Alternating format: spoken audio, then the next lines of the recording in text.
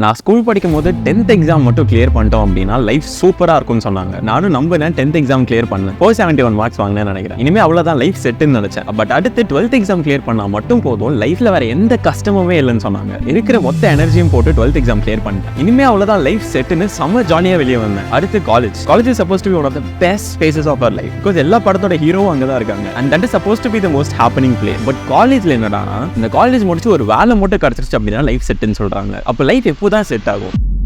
நீங்க ஒரு college ஸ்டூடெண்டாவோ and இந்த ஃபேஸ் ஆஃப் லைஃப்ல you will be super confused about your life, your career and a lot of other things. And trust me, I've been there. And sadly நம்ம சின்ன வயசுல இருந்து இப்படிதான் நம்ம லைஃப் இருக்கும்னு நினைச்சதுக்கும் ஆக்சுவலா நடக்கிற விஷயத்துக்கும் நிறைய டிஃபரன்ஸ் இருக்கும். அண்ட் இந்த டிஃபரன்ஸ் எல்லா டைமும் நல்லதா இருக்காது. அண்ட் அந்த மாதிரி நான் சுத்தமா ப்ரிப்பேர் ஆகாத டைம்ல நான் அக்செப்ட் பண்ணிக்கிறதுக்கு ரொம்ப டைம் எடுத்த 7 ஹார்ஷ் ரியாலிட்டிஸ் ஆஃப்டர் காலேஜ் இந்த வீடியோல நான் சொல்ல போறேன். பிகாஸ் நான் காலேஜ் படிக்கும்போது காலேஜ்க்கு அப்புறம் உள்ள நிறைய ஆப்பர்ச்சுனிட்டிஸ், இல்ல நிறைய ஹாப்பி மூமெண்ட்ஸ், சொந்த வீடு, சொந்த கார், நிறைய பணம், அது நிறைய அக்கம்ப்ளிஷ்மெண்ட்ஸ் பத்தி மட்டும் தான் நான் பார்த்தேன். பட் இந்த மாதிரி ஒரு வீடியோ நான் காலேஜ் படிக்கும்போது பார்த்திருந்தேன் அப்படின்னா நான் இந்த ஹார்ஷ் ரியாலிட்டிஸை ஃபேஸ் பண்ண விதம் ரொம்ப better ஆகிருக்கலாம். So before getting into the video, this is Epafra and I am someone who is super interested in making myself better and better every day. And in the journey நான் கத்துக்கிட்டதை உங்ககிட்ட வீடியோஸா share பண்ண போறேன். And let's bring the harsh realities after college one by one. First, no one is truly sorted. சின்ன வயசுல 10th ஸ்டாண்டர்ட்ல அந்த state ranks எடுத்திருப்பாங்கல்ல, அவங்க லைஃபை பார்க்கும்போது நம்ம எப்படியாச்சும் இவங்கள மாதிரி ஆகிடலாமா, ஸ்டேட் ரேங்க்லாம் வாங்கிட்டாங்கன்னா அவங்க லைஃப் செட்டில் இல்ல, அவங்க அப்பா அம்மா, அவங்க நெய்பர்ஸ் எல்லாருக்குமே அவங்கள பிடிக்கும்ல, இந்த மாதிரி ஒரு லைஃப் இருக்கணும் அப்படின்னு நினைப்பேன். அண்ட் 10th படிக்கும்போது 12th நிறைய மார்க் வாங்கினவங்களும் அப்படி பார்ப்பேன். அண்ட் அடுத்து IIM, IIT, PSG, அண்ணா யூனிவர்சிட்டி இந்த மாதிரி டாப் காலேஜஸ்ல படிச்சவங்களை பார்த்து அவ்வளவுதான் இந்த காலேஜ் போயிட்டாங்க, இனிமே உங்க லைஃப் செட்டில்னு நினைப்பேன். அண்ட் லேட்டர் நான் ஒரு காலேஜ் போனதுக்கு அப்புறமும் நிறைய பேக்கேஜ்ல பிளேஸ் ஆன பீப்புளை பார்த்து ஓகே இவ்வளவு பெரிய பெரிய கம்பெனிலாம் இவங்க ஒர்க் பண்றாங்க, ஸோ கண்டிப்பா நிறைய பேக்கேஜ் இருக்கும் அண்ட் இந்த மாதிரி மட்டும் போயிட்டோம் அப்படின்னா லைஃப் செட்டில். ஏன்னா இவங்க எல்லாருமே ரொம்ப சார்ட்டட், இனிமே இவங்க வாழ்க்கையில் எதை பத்தியும் கவலையப்பட வேணாம்னு நினைப்பேன். அண்ட் ஒரு வேலைக்கு போன அப்புறம் ஒவ்வொருத்தவங்களோட இன்ட்ரெஸ்ட் வச்சு அதை பிசினஸா கிரியேட் பண்ணி அவங்களுக்கு பிடிச்ச விஷயத்தை லைஃப் லாங் பண்றவங்களை பார்த்து ரொம்ப சார்ட்டட்னு நினைப்பேன். And for the last 23-24 years of my life நான் நல்ல மார்க்கும் வாங்கிட்டேன், டீசென்டான காலேஜ்லயும் படிச்சேன், நல்ல கம்பெனிலையும் வேலை பார்த்தேன் அண்ட் இப்போ பிடிச்சதை சுற்றி I'm trying to create a business. So பேசிக்கா நான் எல்லா இடத்துலயும் இருந்துட்டேன் அண்ட் எல்லா டைப் ஆஃப் பீப்புள் கிட்டே நான் பேசிட்டேன். And one thing which is super clear is யாருமே இங்க இன்னும் செட்டில் ஆகல. No one is sorted. நமக்கு வெளியே இருந்து பார்க்கறதுக்கு ஒருத்தவங்களோட அக்கம்ப்ளிஷ்மெண்ட், அவங்களோட அந்த ஹாப்பி ஃபேஸ், இந்த மாதிரி ஒரு சைடு மட்டும் பார்க்கும்போது we might assume that is the ideal life to live. But அவங்க ஹெட்குள்ள போய் பார்த்தா தான் தெரியும் அவ்வளோ அன்சர்டனிட்டிஸ், அவ்வளோ பயம் உள்ள இருக்கும். And this is common for everyone. Even the world richest person will have some kind of insecurity, some kind of uncertainty within himself. But இவ்வளோ இருந்தும் சில பேர் நீங்க வெளியே இருந்து பார்க்கும்போது they look sorted. அவங்கள பார்த்தாலே காமா, பாசிட்டிவா, லைஃப்ல என்ன நடந்தாலும் I will push through and I will make itங்கிற மாதிரி இருப்பாங்க. And அந்த people பண்ற ஒரு விஷயம் தான் embracing the uncertainty. Because our life is so unpredictable and நம்ம கிட்ட ரொம்ப கம்மி விஷயத்துக்கு தான் கண்ட்ரோல் இருக்கு and நிறைய விஷயத்துக்கு சுத்தமா கண்ட்ரோல் இல்ல. சோ இத பீஸ்ஃபுல்லா வாழணும் அப்படின்னா இந்த அன்சர்டனிட்டியை நம்ம எம்ப்ரேஸ் பண்ணிக்கணும். அன்சர்டனிட்டி தான் நம்மளோட பெஸ்ட் ஃப்ரெண்ட். அண்ட் ஒன்ஸ் இந்த அண்டர்ஸ்டாண்டிங் கிடைச்சது அப்படின்னாலே நம்ம பெருசா பார்க்குற நிறைய ப்ராப்ளம்ஸாவே தெரியாது. And we might look sorted to other people as well. Remember, behind every smile there's a story you will never know. Those who embrace uncertainty often find the greatest success. And second reality என்னன்னா our journeys are different. Because நம்ம சின்ன வயசுல இருந்து first ஸ்டாண்டர்ட்ல இருந்து 12th standard வரைக்கும் ஒரே மாதிரி படிச்சிருப்போம். அண்ட் ஆஃப்டர் தட் காலேஜ் சில பேர் 3 இயர்ஸ் படிச்சிருப்பாங்க, சில பேர் 4 இயர்ஸ், சில பேர் 5 இயர்ஸ். பட் ரொம்ப மைனர் டிஃபரன்ஸ் தான் இருந்திருக்கும். இதனால உங்களுக்கும் உங்க ஃப்ரெண்டோட கரியருக்கும் பெரிய டிஃபரன்ஸ் இருக்காது. மேபி உங்களோட நிறைய மார்க் வாங்கலாம், பட் அதை தாண்டி there wouldn't be big difference. But life after college ஒவ்வொருத்தரோட கரியர் ட்ராக்கும் ரொம்ப மாறி இருக்கும். ஃபார் எக்ஸாம்பிள் நான் 2022ல காலேஜ் முடிச்சேன். இப்போ வரைக்கும் என்னோட சில ஃப்ரெண்ட்ஸ் படிச்சுட்டு தான் இருக்காங்க அண்ட் இன்னும் சில ஃப்ரெண்ட்ஸ் அப்ராட்ல வேலை பார்த்துட்டு இருக்காங்க. சில பேர் சொந்தமா பிசினஸ் ஆரம்பிச்சிருக்காங்க, சில பேர் ஐடி கம்பெனிலயோ இல்ல ஒரு மார்க்கெட்டிங் கம்பெனில வேலை பார்க்கறாங்க. அண்ட் நான் லாஸ்ட் கொஞ்சம் இயர்ஸ்ல I had a job and then I quit the job. Now I'm doing this content creation and I'm trying to build a business around it. And in the phase of life la just because your friend இன்னும் படிச்சிட்டு இருக்காங்கங்கிறதுக்காக that doesn't mean he is not successful. And just because இன்னொருத்தன் அப்ராட்ல வேலை கிடைச்சு இருக்கிறதுனால it doesn't mean he is successful. And அதே மாதிரி இன்னொரு சைடுல ஒரு ஃப்ரெண்டுக்கு வேலையே கிடைக்காம if he is struggling so much அப்படினா that doesn't mean he is a failure. The point is after college நமக்கு ஒரு 3 years இல்ல 4 years கோர்ஸ் மாதிரி கிடையாது.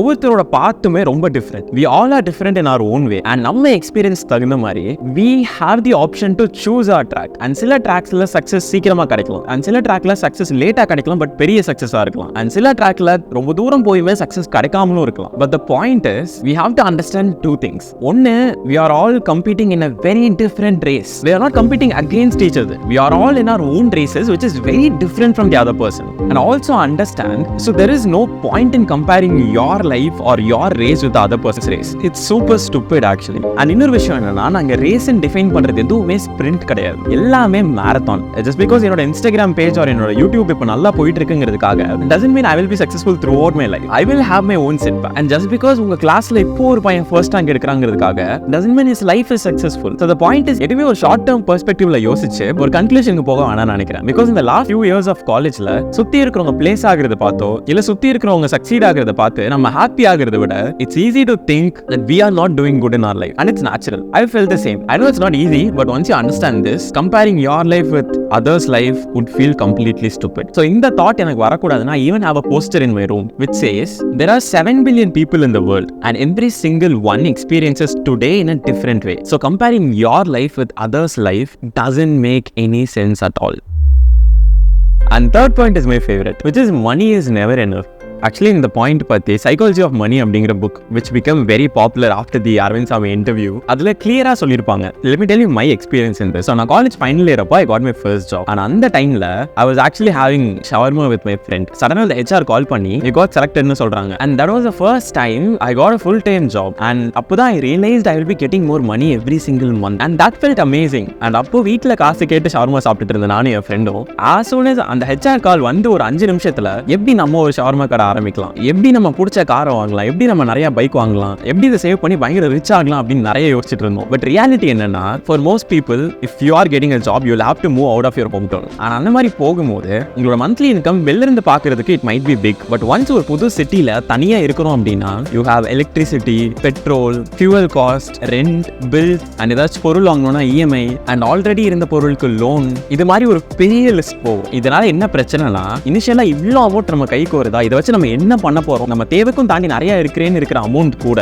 ஒரு பாயிண்ட்ல நமக்கு பத்தாம போகும். ஈவன் உங்க கம்பெனில நல்ல இன்கிரிமெண்ட்ஸ் கொடுத்தா கூட ஒரு விஷயம் தெரியல அப்படின்னா எவ்வளவு அமௌண்ட் வாங்கினாலும் பத்தாது, which is life style creep. நான் இதை பத்தி முன்னாடியே ஒரு வீடியோல பேசியிருக்கேன். பட் லாங் ஸ்டோரி ஷார்ட், இன்னைக்கு நிறைய பேர் பண்ற ஒரு காமனான மிஸ்டேக் என்னன்னா, நம்ம இன்கம் ஒரு பக்கம் இன்க்ரீஸ் ஆக ஆக நம்மளோட எக்ஸ்பென்ஸும் ஒரு பக்கம் இன்க்ரீஸ் ஆகிட்டே இருக்கு. இனிஷியலா நான் இன்டர்னா ஜாயின் பண்ணும்போது எனக்கு 20,000 salary கொடுத்தாங்க. அண்ட் அந்த டைம்ல சென்னையில 5,000 to 7,000 எனக்கு செலவாச்சு ஒரு மந்த்துக்கு. ஆனா அந்த 20,000 எனக்கு பெருசா தெரிஞ்சு. And next full time job போனதுக்கு அப்புறம் அதே இன்கம் ட்ரிபிள் ஆச்சு. பட் என் கையில இருந்த கேஷ் ட்ரிபிள் ஆகல. பிகாஸ் எனக்கு ஒரு ஃபுல் டைம் இன்கம் வந்ததுக்கு அப்புறம் I started to spend a lot. அதுக்கப்புறம் நிறைய அடி வாங்கி I learn how to invest in stock market, I learn what is saving, I learn how to allocate funds in different basket. But if there is only one thing which you can take away from திஸ்னா, நம்ம salary வந்து செலவழிச்சு அதுக்கப்புறம் save பண்றதை விட நம்ம வந்த அமௌண்ட்ல சேவிங்ஸ்க்குன்னு தனியா எடுத்து வச்சுட்டு அதுக்கப்புறம் செலவு பண்றது is one of the biggest hack. But இதெல்லாம் ப்ராப்பரா பண்ணியுமே நான் மிஸ் பண்ண ஒரு விஷயம் தான் not having an insurance for me. Of course கம்பெனில ஒரு இன்சூரன்ஸ் கொடுப்பாங்க, but it's always best to have your own insurance. Because நம்ம எவ்வளோ மணி சேர்த்தாலும் அண்ட் அதை எவ்வளோ சேவ் பண்ணாலும், I am so sorry to say this, all it takes is one bad incident to wipe out everything. So அந்த மாதிரி டைம்ல if you want to be more safe, having an insurance is very important. And if you are someone who is looking to get an insurance, then you can check out Ditto, who is very kindly sponsoring this video. So Ditto என்ன பண்றாங்கன்னா, they are making this whole process of getting insurance much easier. Because insuranceங்கிறது ஒவ்வொருத்தருக்கும் வேற வேற மாதிரி இருக்கும். உங்களோட ஏஜுக்கும், உங்களோட ஹெல்த்துக்கும், உங்களோட ஃபேமிலி சிச்சுவேஷன்ஸ்க்கும் உங்களோட இன்சூரன்ஸ் ரெக்வயர்மெண்ட் ரொம்ப டிஃபரெண்டா இருக்கும். அண்ட் இதனால நிறைய பேருக்கு அதை பத்தி ப்ராப்பர் எஜுகேஷன் இருக்காது. ஸோ இதை சால்வ் பண்றதுக்கு Ditto 100% ஃப்ரீ கன்சல்டேஷன் கொடுக்குறாங்க. ஸோ நீங்க இன்சூரன்ஸ் அவங்க கிட்ட இருந்து வாங்குறீங்களோ இல்லையோ,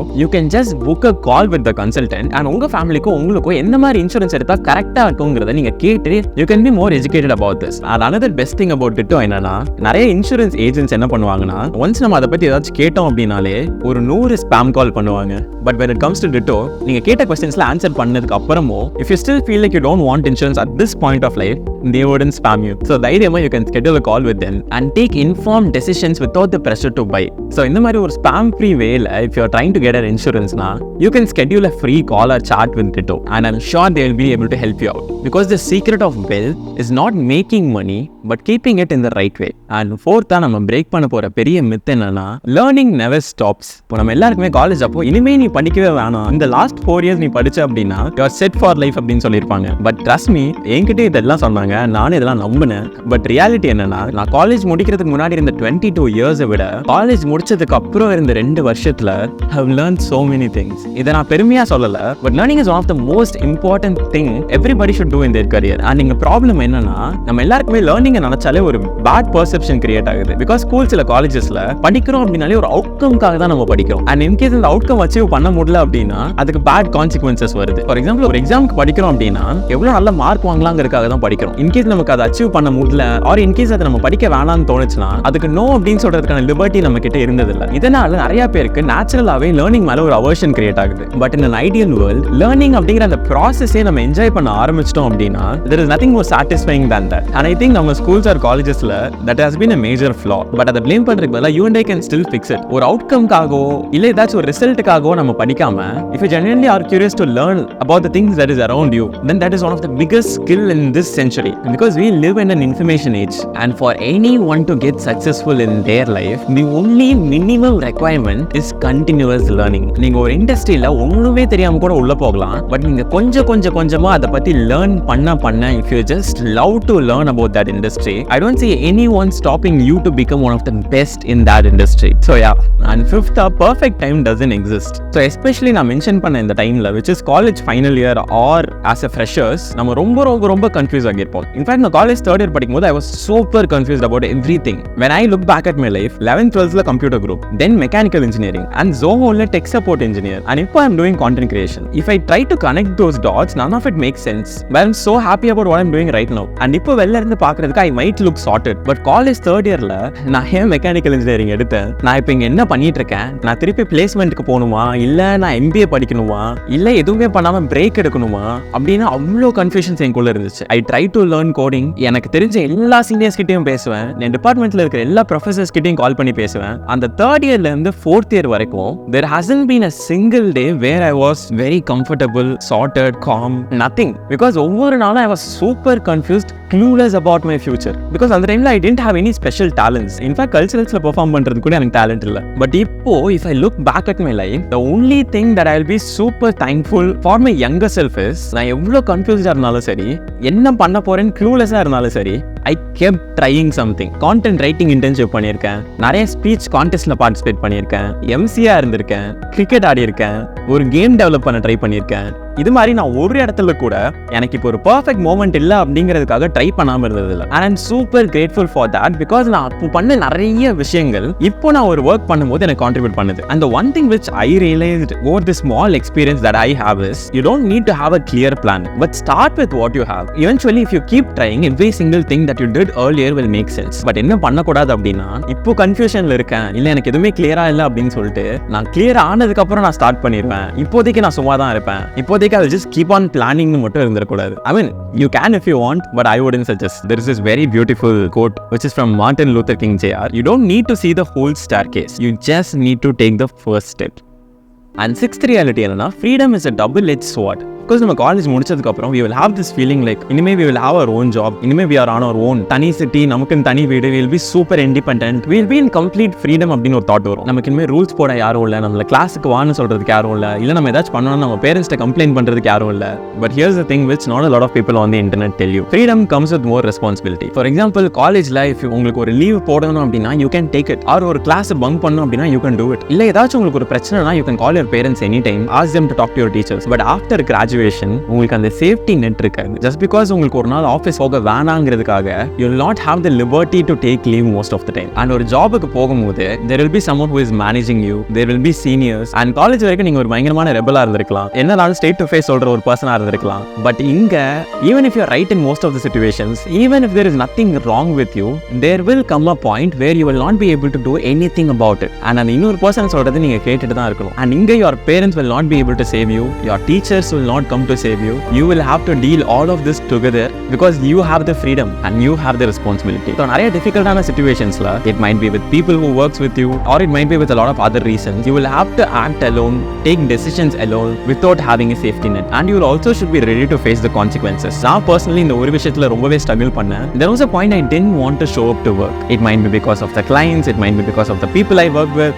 it might be because of a lot of different reasons. But I guess இந்த மாதிரி டைம்ல you have the freedom on one side and you have the responsibility on the other side. And in that time, if you learn to balance both of these things, that will build your character. So I would personally say, whenever you are going through such things and the reality learni escape ஆகுறேங்கற பேர்ல, don't switch to alcohol or any other addiction. Please go through it alone, suffer alone, because once you go through that suffering, it actually builds your character. And futureல உங்களுக்கு ஒரு worst day face பண்ணும்போது கூட, if you think back this day, அதே நம்ம handle பண்ணிட்டோம், இதை நம்ம handle பண்ண மாட்டோம்னு ஒரு கான்ஃபிடன்ஸ் வரும். And you will be grateful for yourself for going through all of this alone with such courage. And finally, seventh reality என்னன்னா, the best days aren't over yet.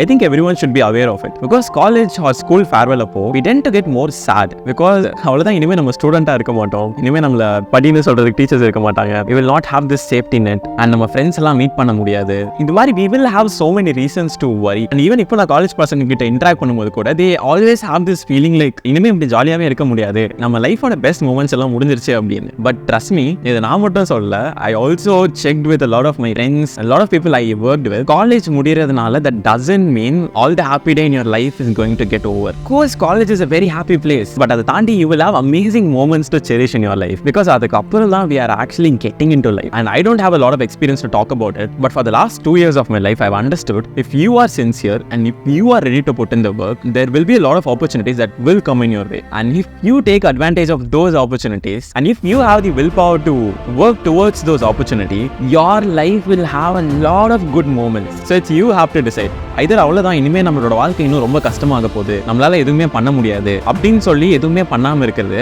or you can be optimistic and do things that will take you to the place that you desire by embracing the uncertainty and not comparing yourself with anybody and having your finances checked. And I think in the 7 realities தெரிஞ்சது will give you a kickstart down your friend. And உங்க friend யாருக்காச்சும் இது யூஸ்ஃபுல்லா இருக்கும்னு நினைச்சீங்கன்னா share this video with them. And next time இதே மாதிரி யூஸ்ஃபுல்லா ஏதாச்சும் இருந்தா மட்டும் நான் ஷேர் பண்ண வரேன். And அந்த வீடியோவை நீங்க பார்க்கணும்னு நினைச்சீங்கன்னா make sure you subscribe to explore with a Epafra, because search பண்ணி வர அளவுக்கு என் பேர் ஈஸி இல்லை. It's one day or day one.